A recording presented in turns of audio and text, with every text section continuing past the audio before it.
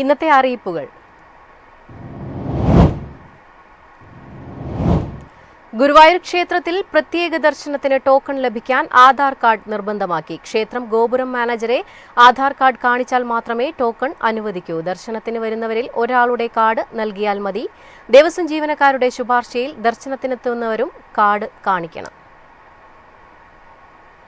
Trawling നിരോധനം മൂലം തൊഴിൽ നഷ്ടപ്പെട്ട മത്സ്യത്തൊഴിലാളികൾക്ക് സൗജന്യ റേഷൻ വിതരണം ചെയ്യും. തൊഴിൽ നഷ്ടപ്പെടുന്ന യന്ത്രവൽകൃത മത്സ്യബന്ധന യാനങ്ങളിൽ തൊഴിലെടുക്കുന്ന മത്സ്യത്തൊഴിലാളികൾക്കും അനുബന്ധ തൊഴിലാളികൾക്കും പീലിംഗ് തൊഴിലാളികൾക്കും സൗജന്യ റേഷൻ നൽകാൻ സർക്കാർ ഉത്തരവായി.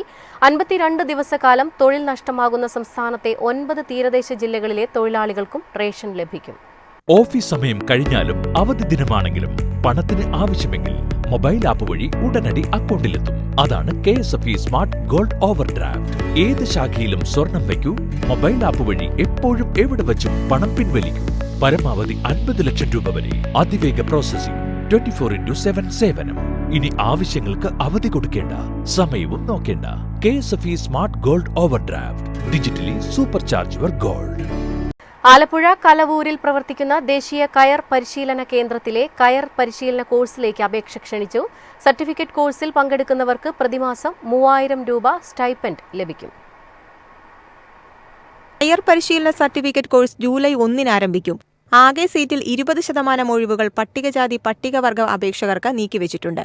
പരിശീലന കാലയളവിൽ വനിതകൾക്ക് ഹോസ്റ്റൽ സൗകര്യമുണ്ടായിരിക്കും. അർഹതയുള്ള ആൺകുട്ടികൾക്ക് ഹോസ്റ്റൽ അലവൻസായി പ്രതിമാസം 500 രൂപയും ലഭിക്കും. കയർ വ്യവസായ നിയമം 1958 പ്രകാരം രജിസ്റ്റർ ചെയ്തിട്ടുള്ള സംഘങ്ങളിൽ നിന്നോ സ്പോൺസർ ചെയ്തിട്ടുള്ള അപേക്ഷകർക്ക് മുൻഗണന ലഭിക്കും. അപേക്ഷകർ 18നും 50നും ഇടയിൽ പ്രായമുള്ളവരായിരിക്കണം. കൂടാതെ അപേക്ഷകർ സാക്ഷരതയുള്ളവരായിരിക്കണം. അപേക്ഷാ ഫോറം കലവൂരിലെ ദേശീയ കയർ പരിശീലന കേന്ദ്രം അസിസ്റ്റന്റ് ഡയറക്ടർ ഓഫീസിൽ നിന്നും പ്രവൃത്തി ദിവസങ്ങളിൽ ലഭിക്കുന്നതാണ്. കൂടാതെ കയർ ബോർഡിന്റെ വെബ്സൈറ്റിലും ലഭ്യമാണ്. അപേക്ഷകൾ ജൂൺ 19 മുൻപായി സമർപ്പിക്കണം. News desk MyFin TV. സംസ്ഥാനത്തെ സർക്കാർ സ്വാശ്രയ കോളേജുകളിലേക്ക് 2025-26 അധ്യയന വർഷത്തെ ബിടെക് ലാറ്ററൽ എൻട്രി കോഴ്സിന്റെ പ്രവേശന പരീക്ഷയുമായി ബന്ധപ്പെട്ട് സമർപ്പിച്ച അപേക്ഷകളുടെ സൂക്ഷ്മ പരിശോധന പൂർത്തിയായി.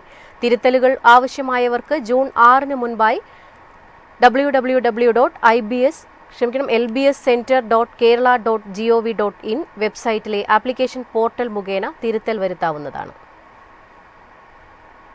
2025-26 വർഷത്തെ MBA കോഴ്സ് പ്രവേശനത്തിനായി പ്രവേശന പരീക്ഷാ കമ്മീഷണർ മെയ് 31 നടത്തിയ KMAT പരീക്ഷയുടെ ഫലം പ്രസിദ്ധീകരിച്ചു.